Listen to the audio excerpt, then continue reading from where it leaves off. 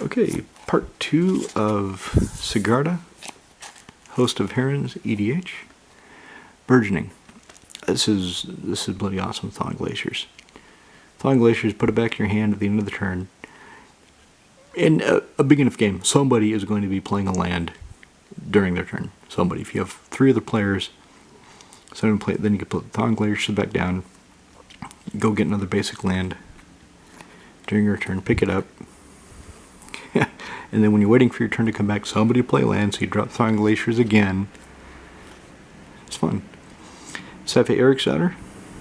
So this is a backup way of saving a key creature. So if somebody wraths when I'm not ready for it, and I've got her out, I can at least save something. Juniper Ranger. So whenever a creature comes into play, and he's in play, that creature and him both get +1/+1. So if everything dies, everything has persist, they come back, everything gets the +1/+1 counter. Whenever another creature, oh, okay, didn't realize before because it's never come up. If I have, say, 6 creatures coming back, he'll get 6 counters. That's fantastic. This card is hilarious. So whenever an opponent casts a spell, look at the top card of your library, or show it. If it's a creature, put it on the battlefield. Otherwise, you can put it on the bottom of your library. So, there's one game, very memorable. I had Lurking Predators, and then I played Aura Shards. Everybody's like, Aura Shards, can somebody get rid of that? Can somebody do anything about it? We have to get rid of that. That's terrible. He keeps casting creatures. He's going to blow up all our stuff. And they completely did not care about Lurking Predators until probably 3 of our turns went by and somebody said, hey Tony, how many creatures do you have? 11? 11? How the hell do you have 11 creatures? And I pointed at Lurking Predators. And I said, I've been announcing my triggers. I've been announcing them coming into play. And you lot just have not been paying attention. So, after that, they saw it as the threat it is. Celestial Sanctuary.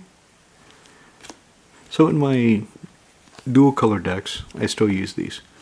I took all these out of my tricolor decks. I have no quad or 5-color decks because it's too many comes into play tap land. When it's only 1 card in the deck, it's fine. But 3, there's been a few times where it's been irritating. Where if I have drawn a couple of those in a row, it slows me down a lot. Hymn of Rebirth. Take any creature from your graveyard and put it in the battlefield under your control. That beautiful Richard Kane Ferguson art. There he is, Tulsamir. So he makes Boya.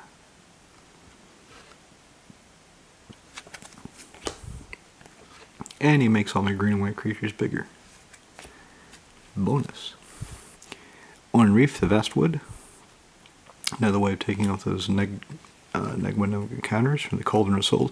As you're probably picking up, usually I get the Cauldron into play. I've got the Enlightened Tutor to search for it. And invariably that's the card I go find. Because the plan is to play my creatures, kill yours, smash face. And I need ways to make the plan work. Tower of the Magic. This is, it just keeps getting better and better. Somebody's going to equip their creature. You want to put Swords of Fire and Ice in a wet? No, it's protector from artifacts now. Somebody wants to duplicate one of my creatures. No, it's got protection from that now. Sorry. Not. Wilt Leaf Liege.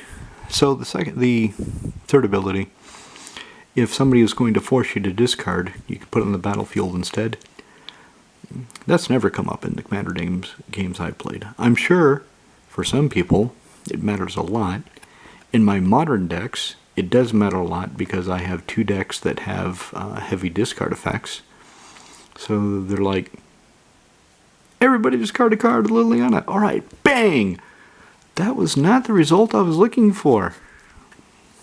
You getting a 4/4 that pumps your team. That sucks for me. Wasteland. I love this art. Una Fricker is another one of those artists that had a few cards, and they're just beautiful. And for whatever reason, either she didn't want to work with Wizards anymore, or Wizards decided her art style wasn't fitting the direction that they wanted to go, or something else, but bang, here she comes. Here's a beautiful Wasteland. I can't remember the other card she did. I think a bear. And that was it. No more of her art. You have my holo. So in all of my decks, I like to put in a reserve list card. In Sigarda, that's holo, Guy's Cradle. And it has to be something that fits the deck. Okay, this is mindlessly fitting the deck. I'm playing green. I have a card that lets me spend 1 green to regenerate a creature. It doesn't take much thought for that. Other cards on the reserve list that I'm running are for specific decks. So I've got Invoke Prejudice in my zombie deck, which again, that's also pretty mindless. Okay, mono blue, play this card. If your opponents aren't casting blue creatures, it costs double. Yeah, pretty simple. And I've been reading a lot, thinking a lot about the reserve list, and how Wizards, it goes in cycles. People start complaining. They need to abolish the reserve list. They need to reprint these cards. Why would they? There's only 30, maybe 40 cards anybody cares about. The rest of it is just meme cards that people buy out online because they think by buying them out, they can drive the value up and then dump them back in the market. Right? So we're talking dual lands, Moxes, which are illegal in Commander, Library of Alexandria, illegal in Commander, Diamond Valley, what else? Time Twister, okay, Ancestral, illegal. So they're not going to break the reserve list to make Commander players happy, because they're making Commander players happy enough as it is with what they're pumping out now. There's no reason to violate this promise and potentially cause some kind of problem to make people happier that are already happy. What, they're going to reprint Moxes for vintage players? No. Vintage players don't buy packs. So let's say they do this as a sop to vintage. And then what happens? How does that guarantee future sales? Vintage play, oh, thank you for the Moxes for making them cheaper and allowing our format, which you really do want to die because we don't buy packs, we don't buy new cards, grows a bit. So I think the reserve list is here to stay. I think the cycles of people wanting to abolish the reserve list will stay. And I've seen the corollary to that, where people are wanting to play Commander by banning all reserve list cards. And I think, alright, I see your point, but you're being stupid. How many newer Commander players get blown out by somebody with all the dual lands, whatever in his deck? It probably doesn't happen that often. They've become rare. The community has grown so much. Most people are playing with cards over the past 10 years and doing fine with them and having a great time. So there's no real need for them to have dual lands. Wizards has had put out so many lands that are good enough. That's fine. They could print legendary dual lands. That would be one way around it. So it's not an exact reprint of the dual lands. Make Commander players happy. Vintage Legacy players would have a 5th dual land in their decks. But I don't see the reserve list going anywhere. There's just not enough financial incentive. Back to the deck. Behemoth Sledge. So the creature gets +2/+2 and trample. Widows. Go find a forest, which includes Temple Garden, It does not say basic, so that's very nice. Not something they do anymore. Since he's defining top, I've got the Lurking Predator, so I need some way of manipulating the top of my library to make sure I reveal a creature to dump into play for people to ignore for 3 or 4 turns until I have 11 creatures. And here we go. I do want to sell this one.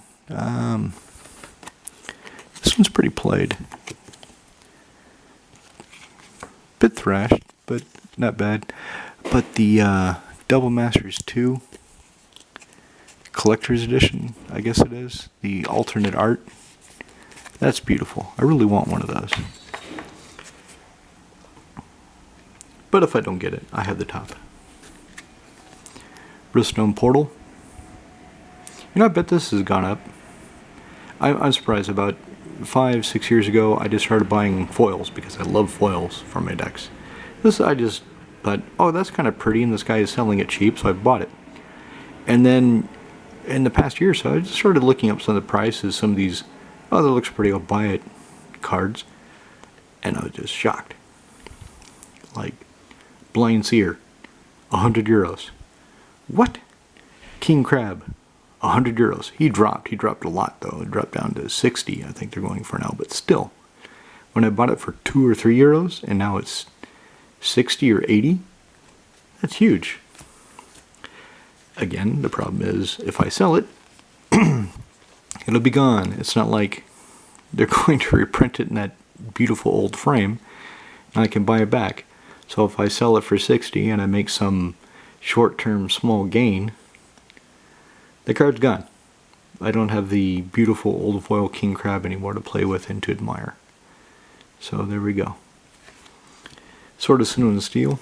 This is the newest addition to the deck. I used to have Shield of the Oversoul in here, and I replaced it with Sword of Hearth and Home because the Shield of the Oversoul being an enchantment, if the creature dies, I can get it back with Sun Titan. That's it. That's the only way I have to get it back is Sun Titan. And with the deck plan, you can see I'm going to be killing the creatures a lot myself. So having an artifact that, sure enough, it doesn't give it flying or indestructible, but it's more for Sigarda anyway, and I can move it around. I've got no way of moving that Shield of the Oversoul around between creatures. It's just a more logical addition to the deck. So the shield went into my art binder, which maybe I'll show you lads someday. Finally, Sun Petal Grove. And that's it. That is Sigarda, Host of Herons. So the idea is I play creatures. I play ways of making my creatures indestructible, giving regeneration, some way of bringing them back, and then I kill all the creatures. Sometimes it works really well with Megita. You know, every few turns I can just Wrath of God. It's a bit hard to keep up with that, especially if Sun Titan is there, bringing back the daring. Oh, I can't believe I forgot his bloody name. Where's that rhino?